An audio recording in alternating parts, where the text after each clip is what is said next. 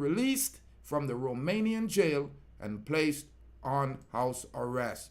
Now, we do have updates on the WHO's recommendation and guidelines, ladies and gentlemen. I want to break this news because the WHO has updated their guidelines and their requirements for the COVID-19 vaccine for children. And it is a heartwarming update for a lot of children, because many children are just like Rastafari soldier. We are not found of the needle. You know what I'm saying? Now, the COVID vaccine are not needed for healthy children, teenagers. The World Health Organization said in a news update. The World Health Organization states that healthy children and teenagers do not need COVID-19 vaccine according to update guideline post on the website of the World Health Organization Tuesday.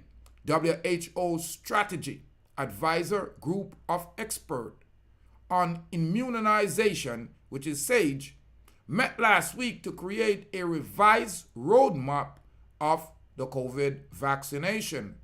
The new roadmap defined 3 priority groups, high-risk groups that are high, medium, and low, based on the risk, severity of the disease, death when contracting the virus. Healthy kids between 6 months and 17 years old are not deemed high priority. They are now deemed low priority.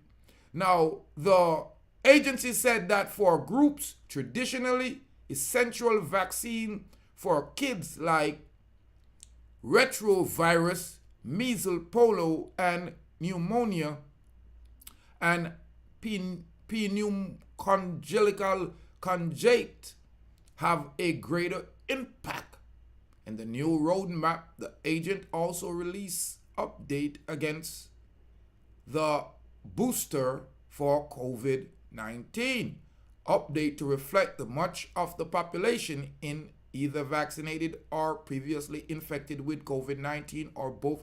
Revised roadmap re-emphasizing the importance of vaccination those who still at risk of severe disease, mostly elder, and those who underlying condition including with abnormal and additional health problems. They're suggesting that they take additional boosters. State staged chair Dr. Hannah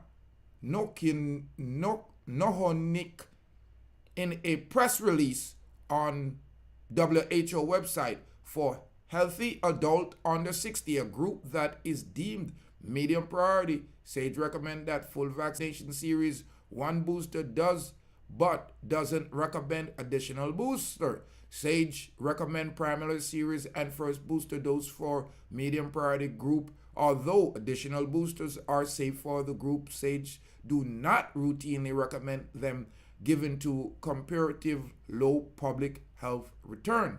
Countries should consider their specific content in deciding whether to continue vaccinating low-risk groups like healthy children and adolescents while not compromising the routine vaccination that are so critical for health and well-being of age groups that the doctor deem necessary. In the process, release SAGE encourage countries to consider factors including disease, border, cost, effectiveness, and other health or problematic program priorities and opportunity costs when making decisions about vaccine requirement for health children and teens.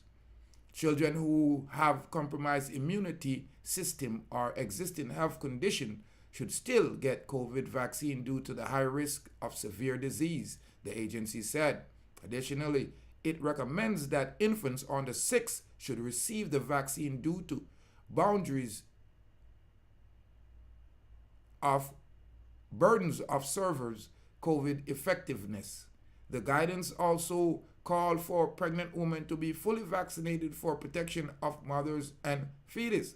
Dr. Mac Siegel, clinical professor of medicine and at the University of New York Langone Medical Center and a Fox News medical contributor, agreed that children and teens are low priority risk for the vaccine unless they are obese or other chronic illness or a specific at a health risk. However, the change in the prioritization is not the same thing as saying that they shouldn't have the COVID vaccine, the Fox analyst told the digital news. However, how many COVID shots is enough? The question that has emerged recently is how many COVID shots is enough? Dr. Siegel continued. The difficulties with the universal mandating in the vaccination of the people 2 or more years ago may have almost completely worn off by now.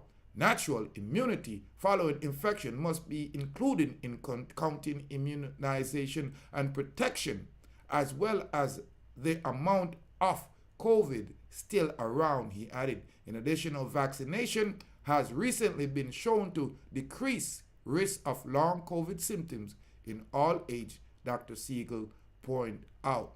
This means that vaccine remain a valuable tool, he said. Now, last month, the Center of Disease Control and Prevention released a few updates to its children adolescent immunization schedule, including the addition of COVID-19 vaccine.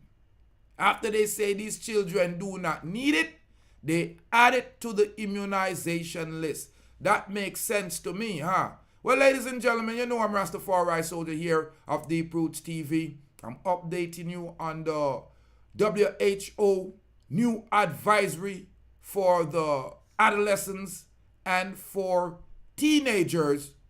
What they recommend, it's not a law, it's a recommendation. So only not gonna run out there and feel like say something is being pressed upon you like it's mandatory.